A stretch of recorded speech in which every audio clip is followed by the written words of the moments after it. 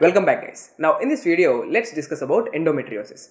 What exactly is this endometriosis means? Endometriosis means growth of endometrial tissue outside the uterine cavity. We all know that endometrium, it is lining the uterine cavity. If this endometrium, if it is growing outside the uterine cavity on some other organs, then we are going to call it as endometriosis.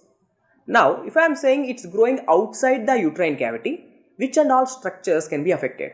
Any structure in the body can be affected. All organs can be affected. But there is one exception for this, that is the spleen. So, any organ can be affected except spleen. Having said that, now this endometriosis, it is going to be seen in which age group women? Is it going to be seen in a premenopausal age group, perimenopausal age group, postmenopausal age group, young females, reproductive age females? So in which age this endometriosis is going to be seen? Endometriosis, it's a disease of reproductive age group women, that is 25 to 35 years or up to 40 years. So it's a disease of reproductive age group women. Just like uterine fibroids, endometriosis is affecting reproductive age group women. So let's see, endometriosis, it's a disease in which tissue similar to the endometrium growing outside the uterine cavity. True. And what is the most common age group, guys, that's going to be affected? It is the reproductive age group. Having said that, let's see now why endometriosis. We just don't know why exactly this endometriosis is happening, but there are certain theories. Okay, there are certain theories explaining why endometriosis is happening outside the uterine cavity. Okay, why endometrium is growing outside the uterine cavity. And a famous theory, widely accepted theory, is Sampson's theory. What this Sampson's theory is teaching us? Sampson theory states that there is a phenomena called as retrograde menstruation. What is normal menstruation? Normal menstruation, the endometrium is shedding and the endometrium normally expels via vagina. That's something normal. But what if the endometrium, it's gaining access into the fallopian tubes, and from the fallopian tubes it is bleeding into the pelvic cavity? Please concentrate here in this image. See, the endometrium, it is going into the fallopian tubes, and from the fallopian tubes it's getting bleeding into the pelvic cavity. And these endometrial deposits may fall onto the ovaries, or the endometrial deposits may fall into the pouch of Douglas, or it may fall onto the intestines. Can happen. So what is this retrograde menstruation theory? Retrograde menstruation theory says as there is this menses happening backward, retrogradely into the pelvic cavity. So this is Sampson's theory of retrograde menstruation, and this is the way how the endometrium is gaining access into the pelvic cavity or onto the other organs. This is widely accepted, but there are certain limitations to this Sampson's theory of retrograde menstruation. What are the limitations? Guys, please concentrate that this endometriosis, it can happen anywhere in the body, which means it can happen even in the brain, it can happen even in the orbits, it can happen in the lungs. How can just retrograde menstruation gives the access for the endometrium into the brain? It's just logical, right? See, normally if you are thinking, the endometrium via retrograde menstruation, it can get access to the pelvic cavity or even up to the abdominal organs. But how come the endometrium is gaining the access to the brain? So retrograde menstruation theory is unable to explain the distant endometriosis. So this is something very important. So what are the limitations of Sampson's theory of retrograde menstruation? The limitations are, it cannot explain the distant endometriosis. And also, see, this endometriosis, as I have already said you, it is going to be seen in reproductive age group women. But that's not all the time true. Endometriosis, it can even seen in premenarchal females. Okay, premenarchal females means she haven't even started her menses. So how come retrograde menstruation happen? So even endometriosis seen in premenarchal females. So in those females, this retrograde menstruation cannot help to establish, like, how endometriosis is happening. So this is something very much important, and these two are the limitations for the Sampson's theory of retrograde menstruation. Okay, well and good. Now, as there are limitations for this theory, there are certain other theories which can explain us how endometriosis happens. What are those theories? Benign metastatic theory, in the name itself it's there. See, this endometriosis, it's a benign condition and there is this metastasis happening. What does I mean by? The endometrium is gaining access to the blood vessels like the lymphatics or the arteries or whatever. The endometrium is gaining access to the blood vessels, and via the blood vessels, this endometrium is going to different distant organs.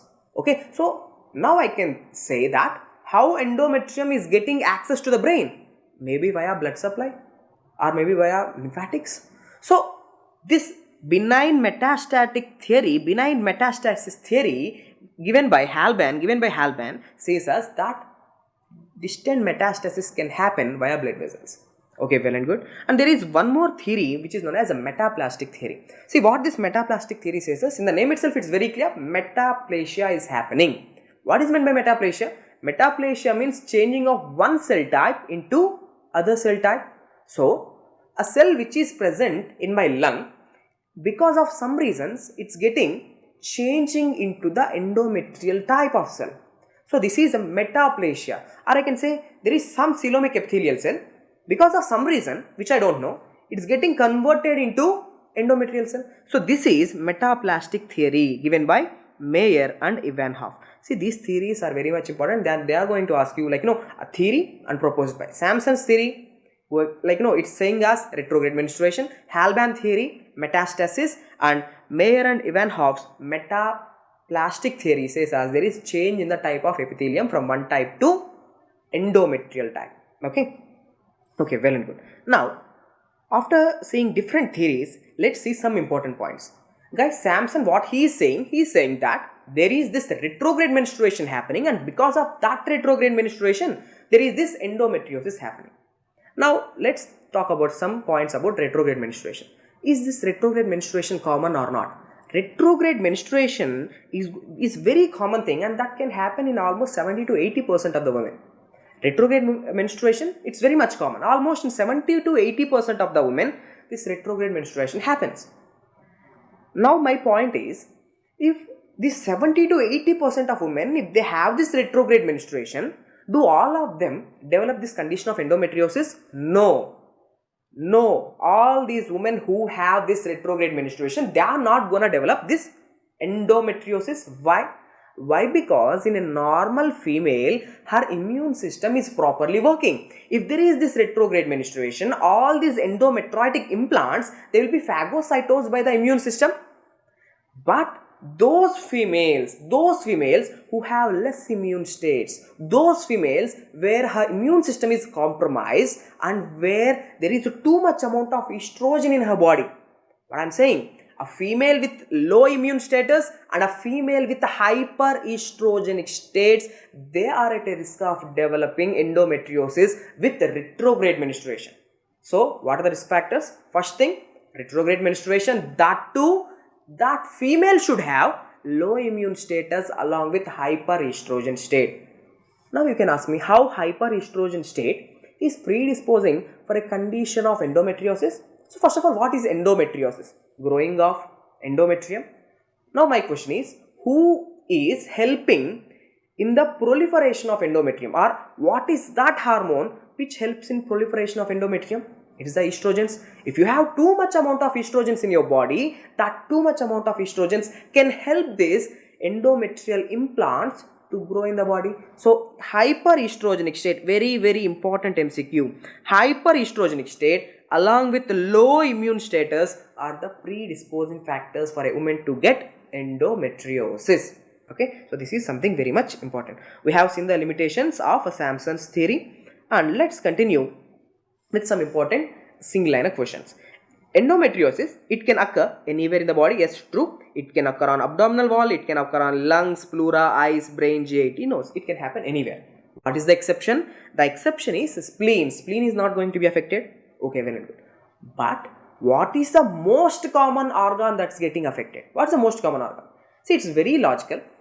What is the mostly widely accepted theory for endometriosis? It's the retrograde menstruation.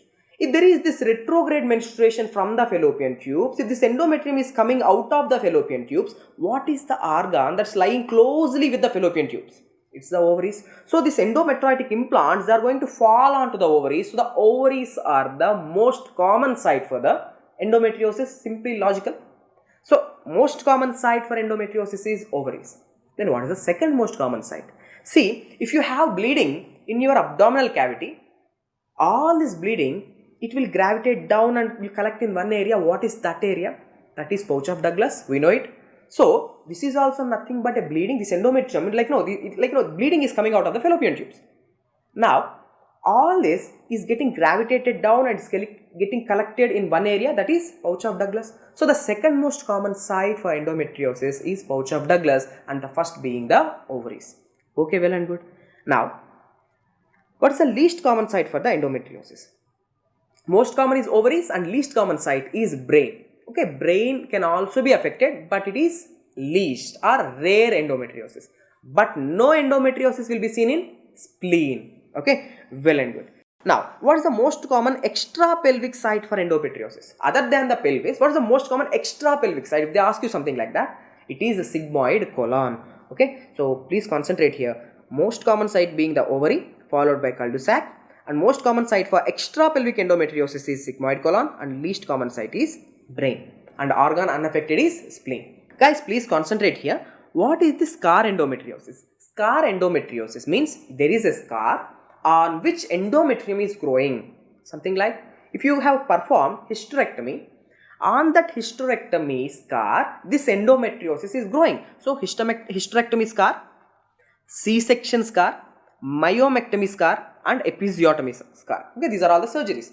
If on the surgical scar, if this endometrium is growing, then it should be called as scar endometriosis.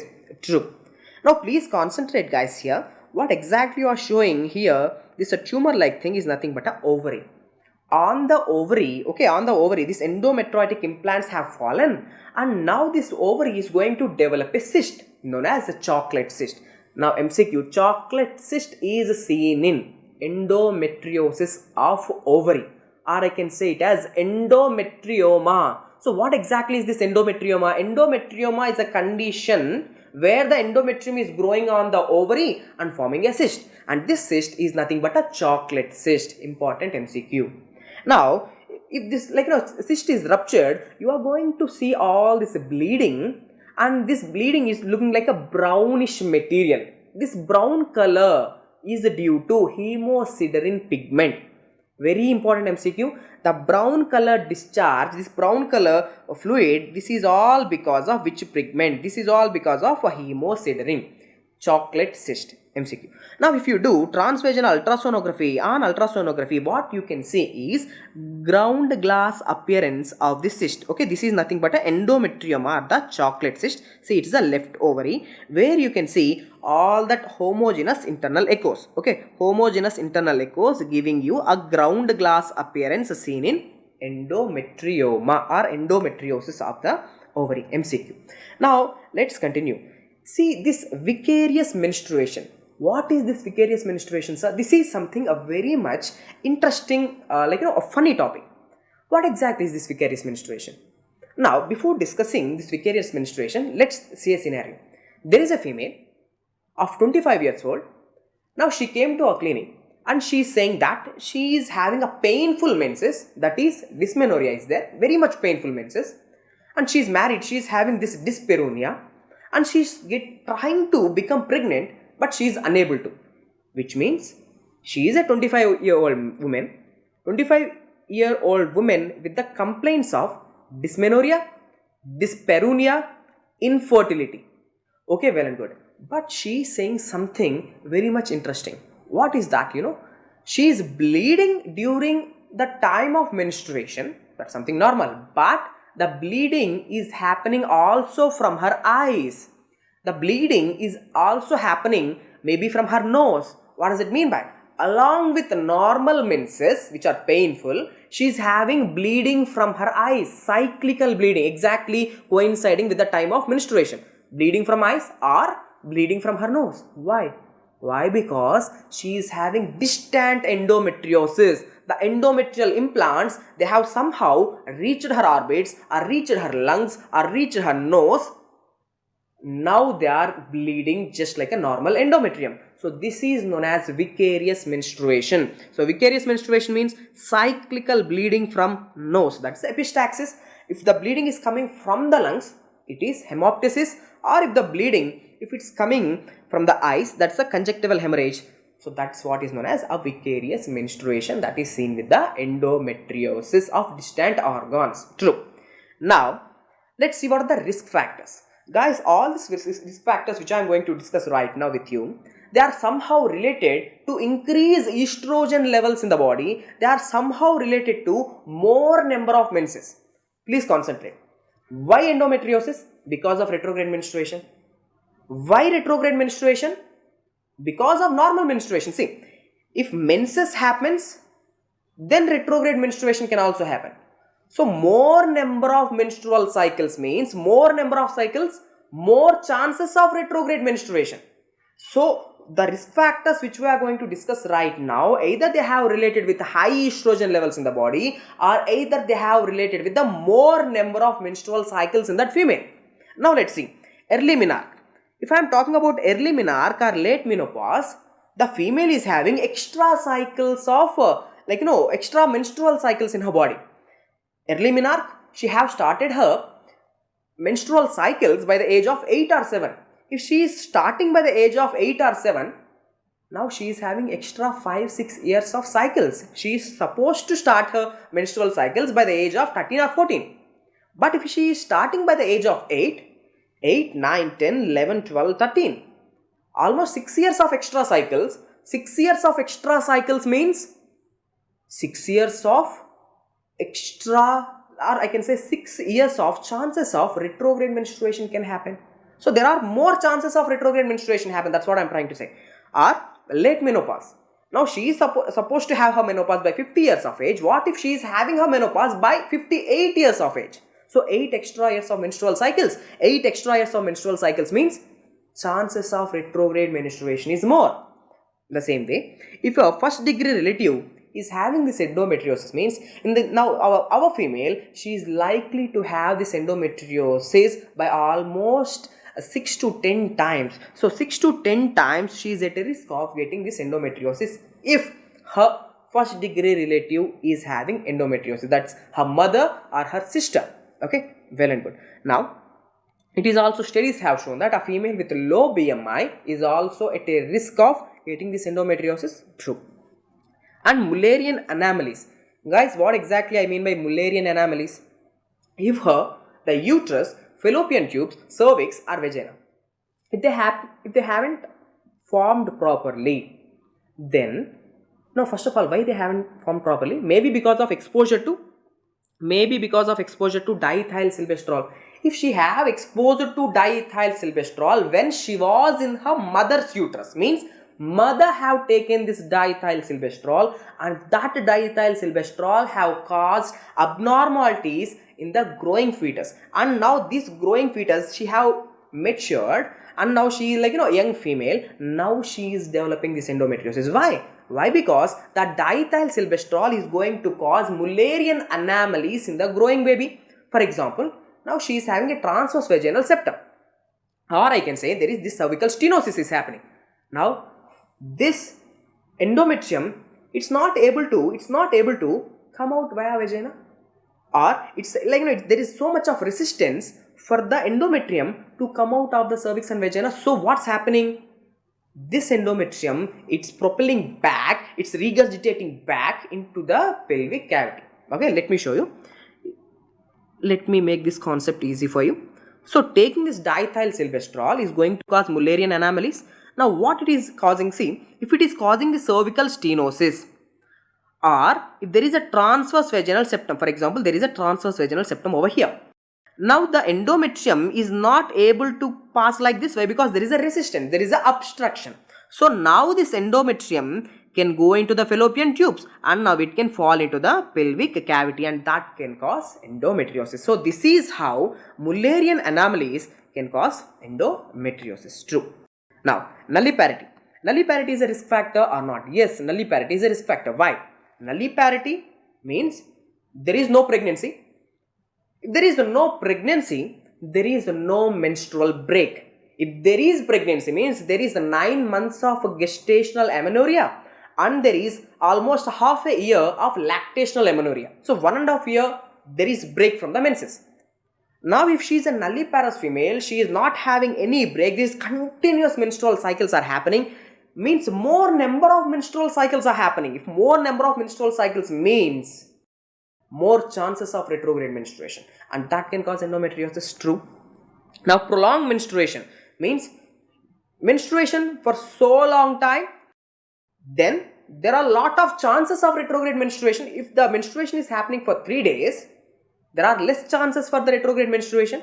If the menstruation is happening for 8-9 days, there are a lot of chances that during these days retrograde menstruation can happen.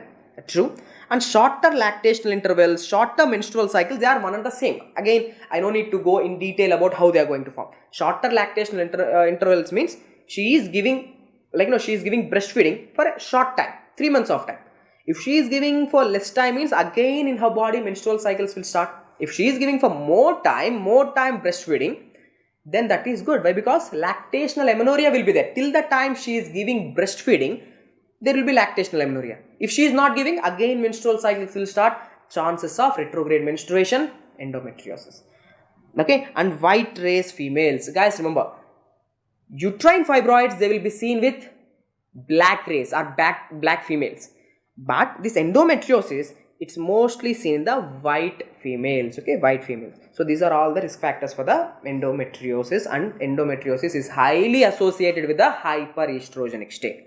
Okay, now let's continue. So what is the diagnosis? How we are going to diagnose this endometriosis? The investigation of choice and gold standard for the diagnosis of endometriosis is laparoscopy. Directly you are going to send a camera and directly looking how the abdominal cavity and pelvic cavity are. So you can see here in this condition, this female is having endometriosis. See, you can see this endometrial deposits. Okay, they are just bleeding. So these bleeding endometrial deposits can be seen. So direct visualization is best. So laparoscopy is a gold standard for the diagnosis of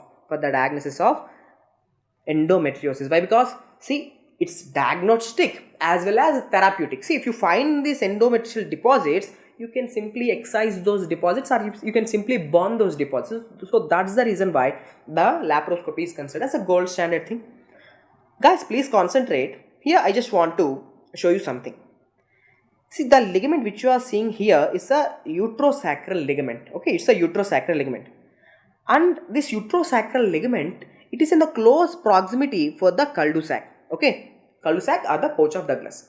Cul-de-sac is going to be most commonly affected. That's the second most commonly affected. The first most commonly affected structures are the ovaries, and the second most commonly affected structure is the cul-de-sac.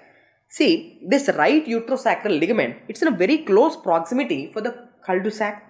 So there are chances that these endometrial deposits can even fall onto the right uterosacral ligaments. So now, if these endometrial deposits, if they are growing on the right uterosacral ligaments, when I am doing the examination, I can feel that this uterosacral ligament is having certain nodularities, or I can feel like a cobblestones are present on the right uterosacral ligament or the left uterosacral ligament. So wherever if they are present, so I can feel that cobblestone feeling.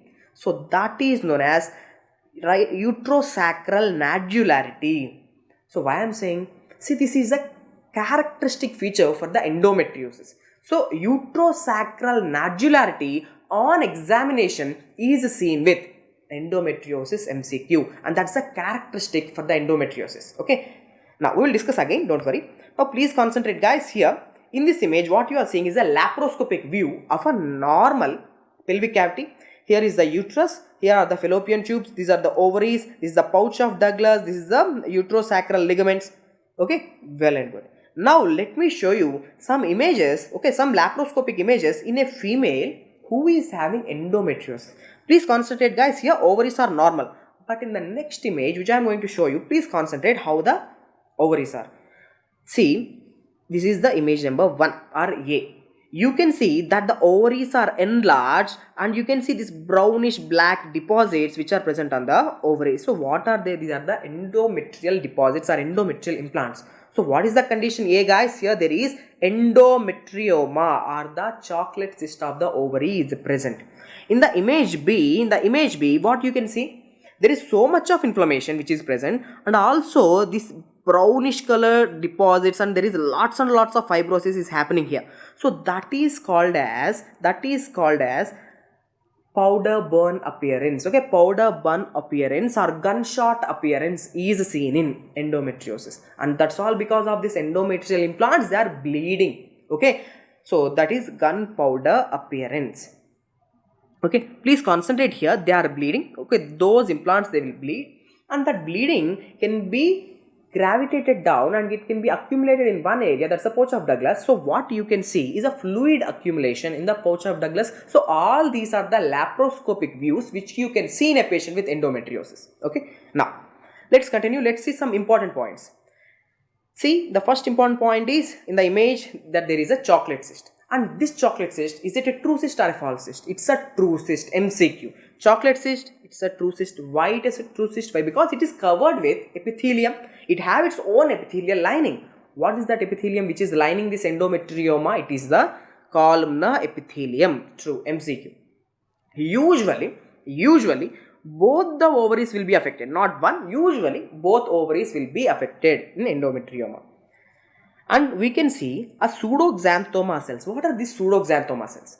Pseudoxanthoma cells are nothing but the macrophages which are eating up these endometrial implants, and if they are eating up this blood, nothing but blood, right? If they are eating up all this blood, they will be loaded with this blood pigment which is nothing but hemosiderin.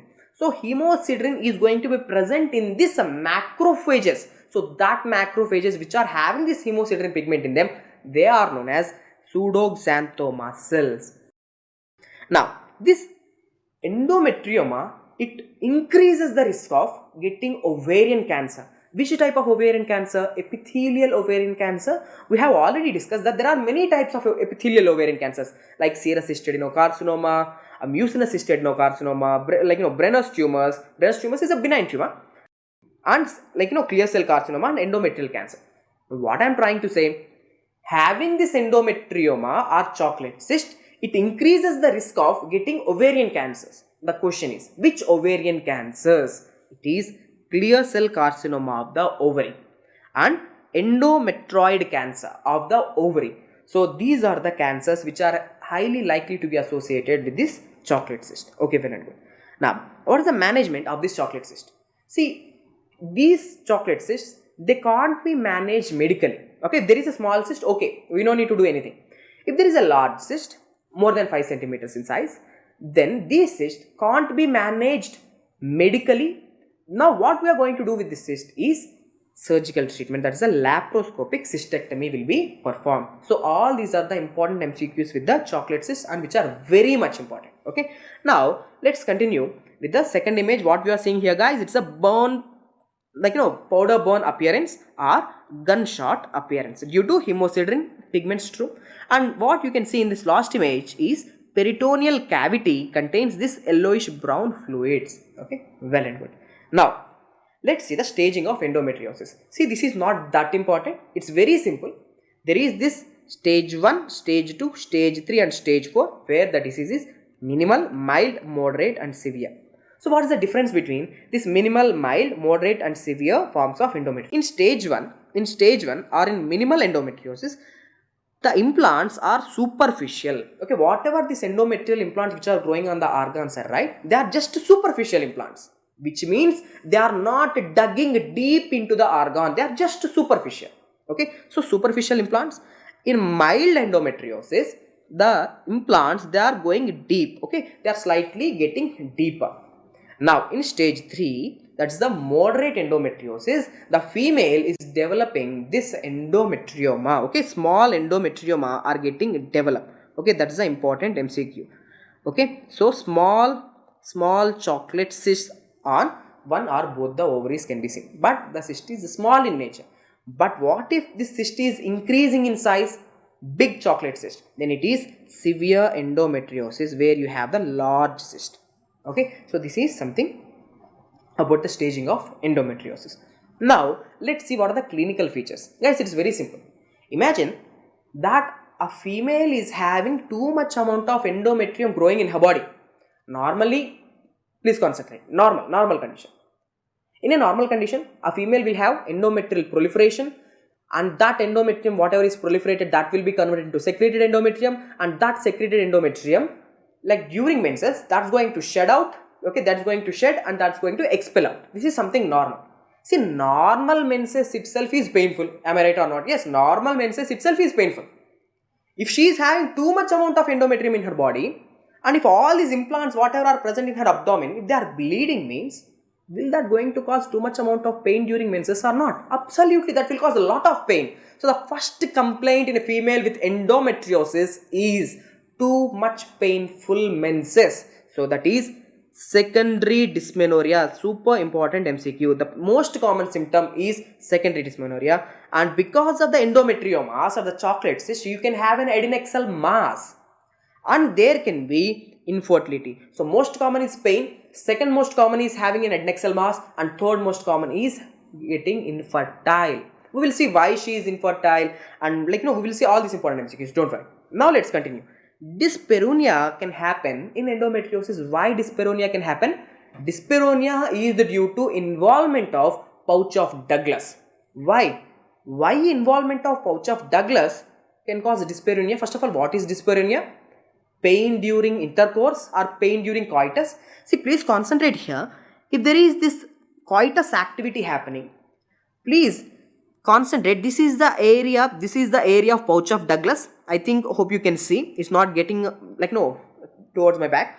See, this is the area of pouch of Douglas, and pouch of Douglas is the second most commonly affected area. Now, if there is this coital activity happening, this coital activity can move the area of pouch of Douglas. Yes, it can happen. So, movement of already inflamed pouch of Douglas. See, the pouch of Douglas is getting affected with this endometriosis. There are these endometrial implants. These endometrial implants, they are bleeding, and these endometrial implants cause inflammation. There is already inflammation in the pouch of Douglas, and now these coital movements, they cause movements of this pouch of Douglas, and that can cause dyspareunia too. And the pouch of Douglas is in very close proximity to the rectovaginal septum. Okay, see, please concentrate. This area is the rectovaginal septum. Okay, rectum and vagina, the rectovaginal septum, and that rectovaginal septum can also be affected. Why? Because it is in very close proximity to the pouch of Douglas. So, involvement of pouch of Douglas and involvement of the rectovaginal septum can cause dyspareunia in a female. True. And even menorrhagia can be seen in a patient of endometriosis. So, at the end of the day, what are the take home points? The take home points are severe pain during menses, secondary dysmenorrhea or congestive dysmenorrhea. Why I am saying it secondary dysmenorrhea? Just to give you the concept. Normal menses itself is painful. That's a primary dysmenorrhea. Then what is secondary dysmenorrhea? If there is this painful menses because of some underlying pathology, painful menses because of some secondary pathology, then it is known as a secondary dysmenorrhea or congestive dysmenorrhea. Okay, so the female is having congestive dysmenorrhea, adnexal mass, infertility, dyspareunia and menorrhagia, all can be seen in a female of endometriosis too. Now, why there is this pain? Very important MCQ. Why pain? Why this endometriosis is causing pain? We know that these endometrial implants, whatever are present on the different organs, they are bleeding. That causes the pain. Okay. And these endometrial implants, they won't simply sit there. It causes lots of inflammation. Let me tell you, guys, endometrium is supposed to be there in the uterine cavity. Then it is good. What if the endometrium is present outside the uterine cavity, or it is present in a place where it was not supposed to be present? If it is placed in a place where it was not supposed to be present, what your immune system is going to do? Your immune system will try to attack that implants. And when your immune system is trying to attack those implants, and that implants, in that area, you can have inflammation. So these endometriotic implants, they will cause the inflammation, and in the place of inflammation, you are going to have all this cytokine production, and because of these cytokines, especially these prostaglandins, we will be having pain. So prostaglandins, we all know, prostaglandin E2, it causes a pain. So action of inflammatory cytokines on the peritoneal cavity, that can cause the pain. First pain is due to bleeding. Second pain The second reason for pain is because of this inflammatory cytokines which are acting on the peritoneal cavity, that's causing a lot of pain. And one more reason for the pain, very important reason for the pain, is these endometrial implants, whichever are placed on the surface, they are going to dig deep into the tissues. They are going deep into the tissues. If they are going deep into the tissues, they are going to irritate the nerve endings. Okay, they are going to irritate the nerve endings, and that can cause a lot of pain. So pain is directly proportional to the depth of the lesion. Very important MCQs. The pain in endometriosis is directly proportional to the depth of invasion. If more deeper the endometrial implants are going, more will be the pain. So more likely they will irritate these nerve endings.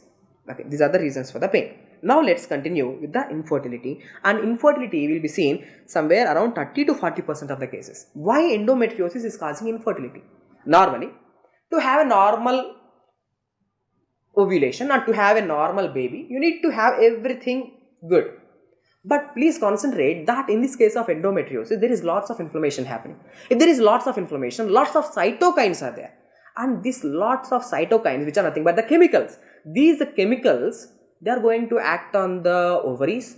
And because of these chemicals, folliculogenesis is not happening properly. Ovulation is not happening properly.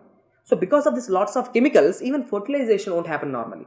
So because of this highly chemical environment, ovulation or fertilization or implantation, they are not going to occur properly. So that is the reason. So why there is infertility? Infertility is due to chemical mediators or inflammatory mediators produced during the chronic inflammation that impairs the function of ovaries, fallopian tubes and endometrium.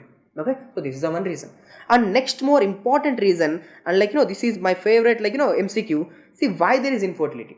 See, normally if this is the fallopian tube, ovary should be something like this. Okay, the fimbrial end or infundibular end of the fallopian tube should be in a close proximity to the ovaries, so that whenever a ovary ovulates, the ovum should be captured by the fallopian tubes. That what should normally happen. So because of lots of inflammation in this current situation, because of lots of inflammation, what happens? Inflammation will be healed by scar. So you are going to develop, or the female who have this endometriosis, she is going to develop lots of scar tissue or adhesions. So that adhesions will distort the tubo-ovarian relationships. Okay, tubo-ovarian. So tubes and ovaries should be something like this. So because of lots of adhesions, there will be distorted tubo-ovarian relationship. Whenever the tubo-ovarian relationship is distorted, the ovum which have released from the ovaries is not captured by the fallopian tubes. So if the ovum is not going into the fallopian tubes, how come fertilization happen? So no, not possible. So that causes infertility. So this is the reason for the infertility. Now let's continue with the examination findings.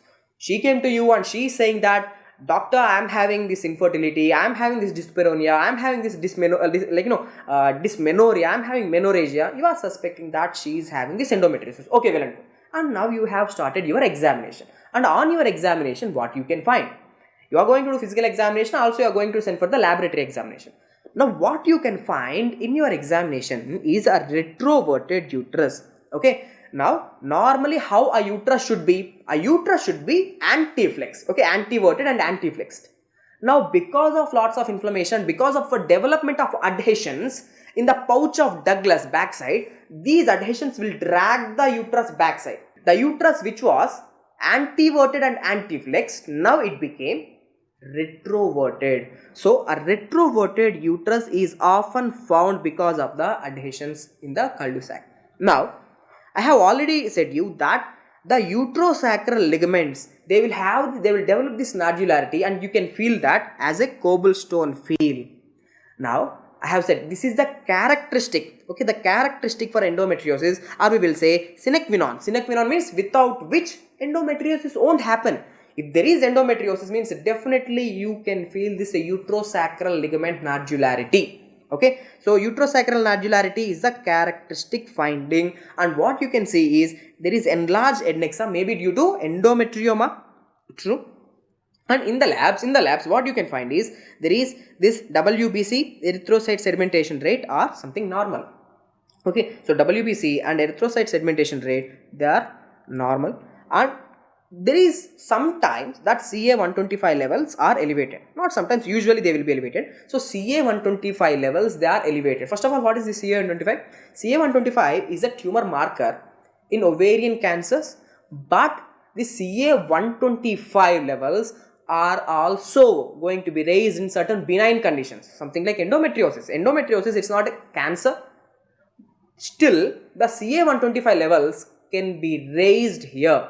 But what are the other conditions where you can expect increased CA125 levels? MCQ. So, uterine fibroids, you can have them in pelvic inflammatory disease or pelvic TB or epithelial ovarian cancer. See, epithelial ovarian cancer is a cancer. So, anyway, there in that condition, these CA125 levels are raised. Okay, well and good.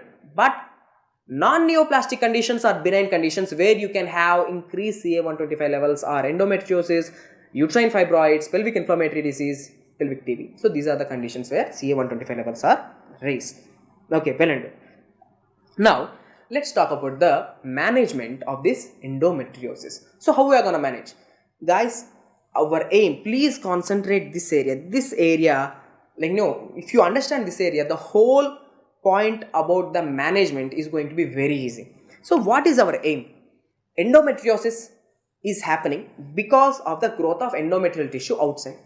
So who is the food? Who is the nutrition? Who is the stimulant for the endometrium? Just tell me. Endometrium proliferate with the help of estrogens. So in these conditions, we don't want the endometrial proliferation to happen. So what we have to do? We have to decrease the estrogens. So our management, our management options which we are going to discuss right now, they will decrease the estrogen levels in the body. And endometrial atrophy. Guys, if this endometrium, if it's proliferating and if it's growing, that will shed and will cause lots of pain. Okay. Now, if the endometrium is getting atrophied, then that is something good. Why? Because if endometrium is getting atrophied in the uterus as well as those endometrial implants, they are not going to shed and they are not going to bleed. That's what we want here. We don't want the endometrium to grow. We want the endometrium to atrophy. Not only the implants, even in the uterus also. So we are aiming for the endometrial atrophy, and we are also going to create a state of amenorrhea. Why? First of all, what is the most common complaint of this patient? The most common complaint of this patient is too much painful menses.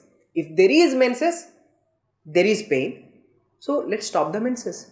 If you stop the menses, there is no pain at all. Now you can ask me, shall we stop the menses? Is it good? Why not? It's good. For how many days we can stop? For 1 month, 2 months, 6 months, 1 year? As you wish. You can stop up to 3 years. Possible. So simply stop her menses so that she is not going to have her pain. So our aim here is to decrease the estrogens, atrophy the endometrium, and we can do amenorrhea. We can create amenorrhea in her. So now, after saying this, let's please concentrate here the drugs. If there is only pain, that too mild pain in a female, there is a female who is having endometriosis. Now she is having just pain, simple pain, that too not so much amount of pain, just simply back pain. In that case, you can simply treat it with the non-hormonal drugs, that is NSAIDs. NSAIDs is only pain. But what if she is having pain and that too she is having menstrual complaints now? She is having a very painful menses, that is dysmenorrhea is there, and she is having dyspareunia, and she is having infertility. Now in these conditions, now you can go with the OCPs. Pain with menstrual symptoms, OCPs are the drug of choice.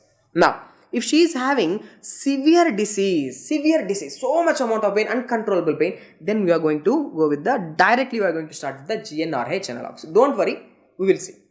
So, only pain, drug of choice is NSAIDs. Pain with menstrual symptoms, we are going with the OCPs. Severe pain, directly we are going to start with the GNH analogues. Okay, now let's concentrate from the NSAIDs. Okay, please concentrate, guys. NSAIDs are going to be the drug of choice if only pain is present. True. Then let's continue with the OCPs, oral contraceptive pills. How oral contraceptive pills are going to help in our condition, guys? Oral contraceptive pills, a combination of estrogen plus progesterone, there is no doubt. It's a combined oral contraceptive pills, combination of estrogen and progesterone. Now here, if I am giving this oral contraceptive pills, the estrogen which I am going to give into her body, that estrogens will give the negative feedback to the follicle stimulating hormone. So in the female, the follicle stimulating hormone levels will come down. If there is no follicle stimulating hormone, there is no stimulation for the ovaries. Okay, if the ovaries are not functioning, the ovaries are not going to make the estrogens. Am I right or not? Yes. If I am giving oral contraceptive pills, the estrogen component in this oral contraceptive pills, they are going to down-regulate the follicle stimulating hormone. If the follicle stimulating hormone is not there, if the follicles are not getting stimulated, there is no estrogens in our body. So if I am, in this case, I am decreasing the estrogens. That's what we aim for. So I am decreasing the estrogens. Well and good. Now, one more important phenomena with this oral contraceptive pills is, see, how we will give this oral contraceptive pills normally a female want to have a contraception, then we are going to give the oral contraceptive pills. How we are going to give? See, I am going to give oral contraceptive pills, 21 tablets, hormonal pills. I am going to give 21 hormonal pills in a month plus 7 pills, that is the iron pills. Okay, please concentrate guys. In a oral contraceptive sheet, there are 21 hormonal pills. Means 21 days she is taking this oral contraceptive pills. Means she is taking estrogens plus progesterones. This is hormonal component. And for the next 7 days, she is taking the iron tablets. What does I mean here? For 21 days, she is taking estrogen, progesterone. But from 22nd day, she is not taking these hormones. Which means there is no progesterone going into her body. If there is no progesterone going into her body, it's just simply like progesterone withdrawal. So that will cause bleeding on the 28th day. But now in this condition of endometriosis, do you know what I am going to give? I am going to give only hormonal pills. There is no break. There is no break with the iron pills. I am going to give only these hormonal pills for the next 3 months. Okay. So for the next 3 months, she is going to take only hormonal pills. If she is continuously on the hormones, is there any withdrawal of the hormones? Is there any withdrawal of the progesterone? There is no withdrawal of the progesterone. If there is no withdrawal of the progesterone, is she going to bleed? No, she is not going to bleed. So till the time I am giving this oral contraceptive pills continuously, she is not going to menstruate. That's what I want. So she is having amenorrhea. So when she will bleed, the time I stop the pills, then she is going to bleed. So please concentrate guys. I am giving this oral contraceptive pills continuously for 3 months. So there is no menstruation and there is amenorrhea. So when she is going to have her menses? Once in 3 months. So menses are happening for every 90 days. Means she is not having pain every month. She is menstruating for 90 days. And that too, please concentrate. If I am giving this oral contraceptive pills, is she ovulating? Just tell me. Is she ovulating? No. So with oral contraceptive pills, there is no ovulation also. We all know ovulatory cycles are painful cycles. Ovulatory cycles are painful. Here I have made anovulatory cycle. So anovulatory cycles are painless cycles. So important points to keep in mind are oral contraceptive pills. Okay, they are very good. How means taking oral contraceptive pills continuously for 3 months creates amenorrhea state. Taking oral contraceptive pills cause anovulation and that anovulatory cycles are painless cycles. Taking this oral contraceptive pills decreases the estrogen in the body. Decreased estrogen is very much beneficial in endometriosis. MCQs. Now, let's talk about this aromatase inhibitor. So what is the drug which is acting as aromatase inhibitor? And why we are giving aromatase inhibitor in the treatment of endometriosis? Please concentrate guys. First of all, what is this aromatase? Normally in a body, in a female body, androgens are going to convert into estrogens. Okay, androgens are going to convert into estrogens. Where? In the adipose tissue. Okay. In the adipose tissue, the androgens are getting converted into estrogens with the help of enzyme aromatase. Okay, with the help of enzyme aromatase, this is happening. Now, if you can inhibit this enzyme, if you can inhibit this aromatase, the androgens are not going to convert into estrogen, or I can say the peripheral aromatization is not happening. If the peripheral aromatization is not happening, estrogen levels will come down. That's what we are aiming for. the condition of endometriosis. So who is the drug which is acting as aromatase inhibitor? It's the letrozole. So letrozole is the aromatase inhibitor which decreases the peripheral conversion and which decreases the estrogen levels. Now let's talk about the progesterone drugs. Now guys, my favorite area in the management of endometriosis is progesterone drugs and how progesterone drugs are helping here. See, what's happening in the endometriosis again? Endometrial proliferation. Who is responsible for this endometrial proliferation? Hyperestrogenic state. Now just think logically and say, even during physiologically, estrogens will cause endometrial proliferation. And who causes endometrial stabilization? What is that hormone which don't allow the endometrium to proliferate, which stabilizes the endometrium, which causes the decidualization of endometrium? What is that hormone? It's the progesterone. So progesterone will cause the stabilization of the endometrial growth, which won't allow the endometrium to grow. So that is the reason why we are giving here the progesterone drugs, progesterone agents we are giving. Please concentrate here. What is that progesterone agent I am giving? It is DMPA, dipomedroxyprogesterone acetate. I am giving 550 milligram and for every 3 months. Okay, once I am giving, and that this high levels of progesterone, what it will be doing? It is going to cause a stabilization of the uterine endometrium. Okay, uterine endometrium is stabilized, and not only uterine endometrium, wherever the endometrium is there in the body, that will be absolutely stabilized. Okay, so this is the reason why we can give the progesterone drugs. Now let's talk about the GNRH analogues. How these GNRH analogues are going to help us? First of all, let's concentrate how they are going to work. See, if this is your hypothalamus, this is the hypothalamus. From the hypothalamus, what is the hormone that's coming? GNRH, gonadotropin releasing hormone. This gonadotropin releasing hormone, it's come to the anterior pituitary, and this gonadotropin releasing hormone, it is acting on the gonadotropes. And from the gonadotropes, what we are having is the FSH and LH. Okay, and this FSH, it is stimulating the ovarian follicles. It's stimulating the ovarian follicles to grow, and the growing ovarian follicles will produce the estrogen for me. Okay, so estrogen is there because of the gonadotropin releasing hormone. So gonadotropin releasing hormone is helping in the production of estrogen and development of the ovarian follicles. There is no doubt about it. Now in this condition of endometriosis, we don't want the estrogen to happen, or we don't want estrogen in the body. We want less estrogen in the body. So how come GnRH analogues are going to help us? How means? See, we are giving GnRH analogues in a continuous form. Okay, we are giving it's in a continuous form. What does I mean by? See, GnRH will activate the pituitary only in pulsatile doses. Okay, so this is what happens in our body.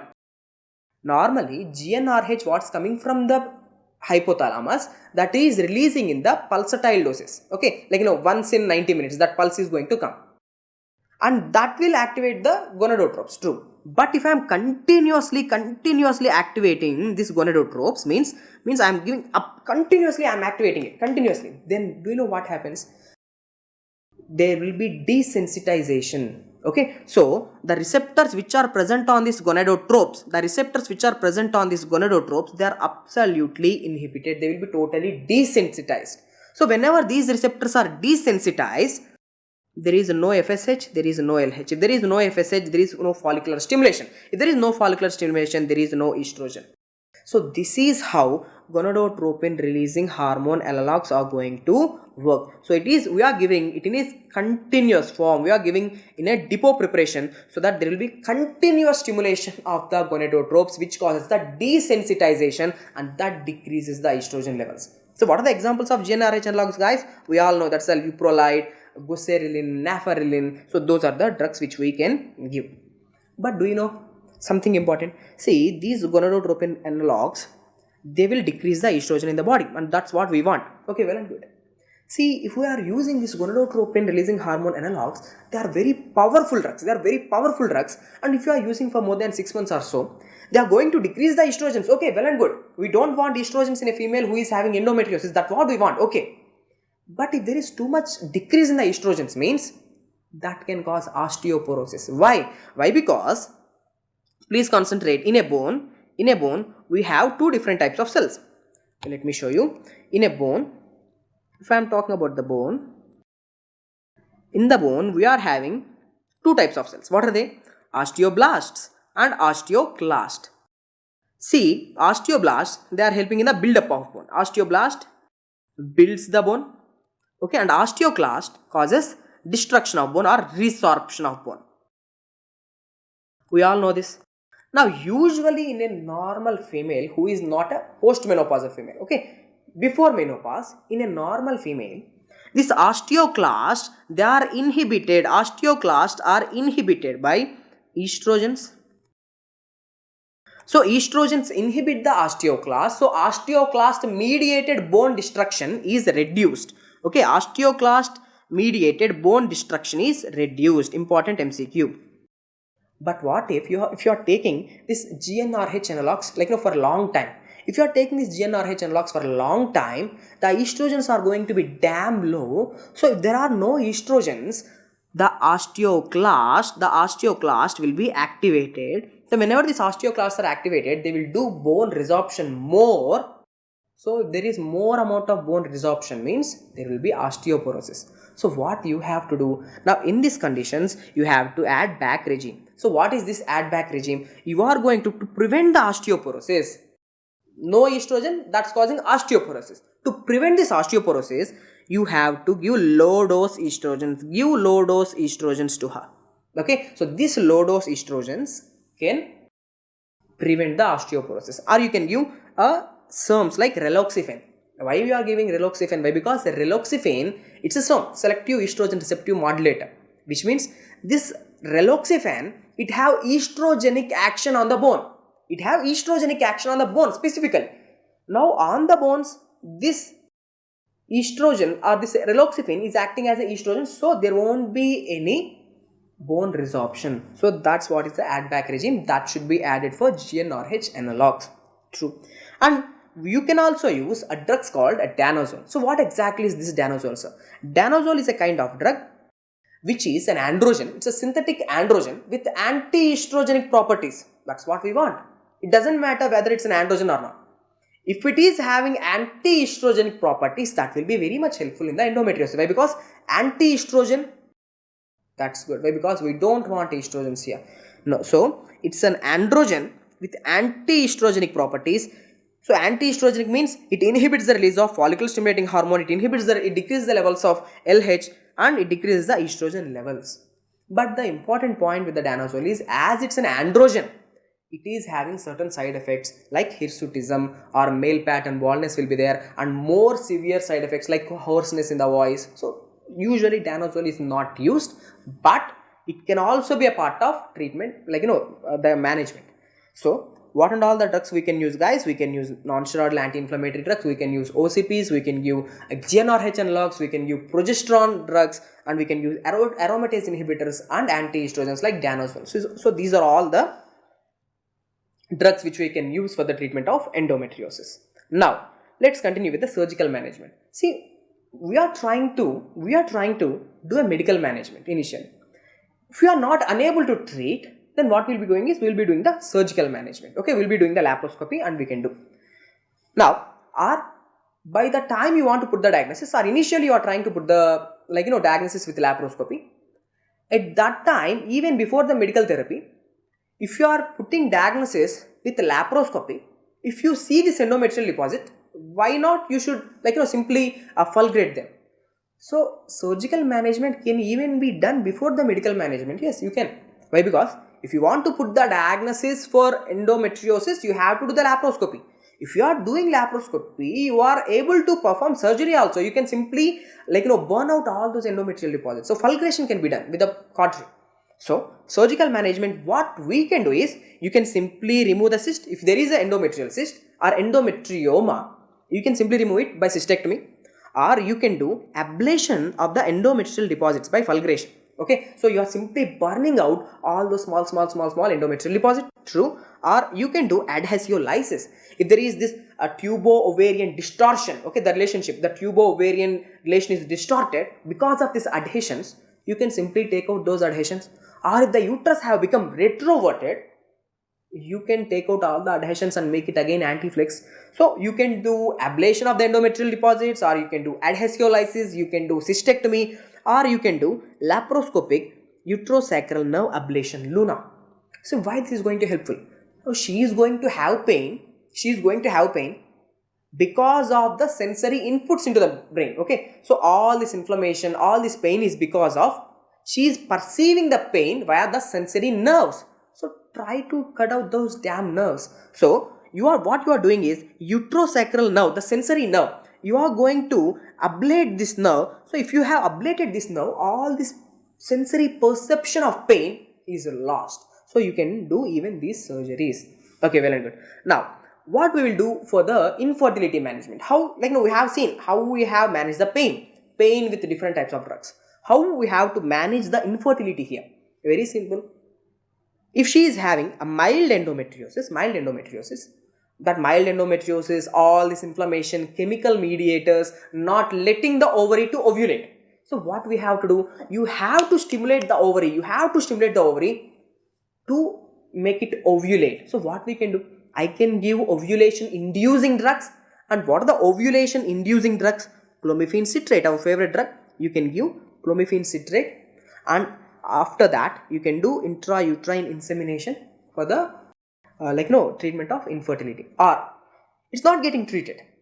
Now there is a severe endometriosis. Okay, there is a severe endometriosis. In this condition, you can directly go with the in vitro fertilization. You just collect the eggs from the ovaries, you just collect the sperm from the partner. What you are going to do is you are going to fertilize it in vitro. So that's the option. Mild endometriosis, what you can do is you can do ovulation induction with clomiphene citrate along with intrauterine insemination. You can try this for 3 cycles. You can try this for 3 times. If still it's not happening, fertilization is not happening, pregnancy is not happening, now what you can go is directly with the in vitro fertilization. Or there is this severe endometriosis.